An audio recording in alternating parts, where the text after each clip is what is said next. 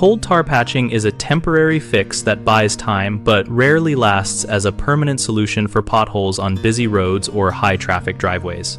Cold tar works by filling voids with a ready-to-use mix that bonds without heating, and it is most effective when the hole is clean, dry, and compacted after placement.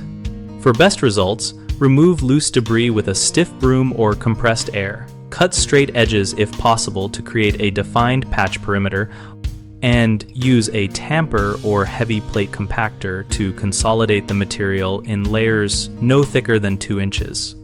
Make sure to overfill slightly because the mix will compact under traffic, and avoid applying cold tar when temperatures are below 40 degrees Fahrenheit or when rain is expected within 24 hours. On low-traffic surfaces such as garden paths, service roads, or residential driveways used infrequently, a properly installed cold tar patch can last many months and sometimes longer. For higher traffic pavements, expect accelerated deterioration from studded tires, heavy vehicles, and freeze-thaw cycles because cold tar lacks the cohesive strength of hot mix asphalt.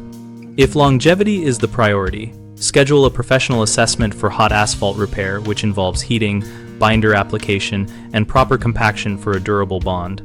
Common problems include poor adhesion due to wet or dirty holes, which you can avoid by thoroughly cleaning and drying the area before applying the product. Another issue is insufficient compaction that leads to rapid sinking or edge failure, fixable by compacting in thin lifts with a plate compactor or manually tamping each layer firmly. A third concern is using cold tar on the wrong surface or under extreme traffic load, and the practical remedy is recognizing limits early and planning for a hot asphalt overlay or full patch replacement when traffic or vehicle weight will exceed the capability of the cold product. We run BigHomeProjects.com to connect homeowners and contractors around home repair topics like this, helping people find local professionals and compare approaches.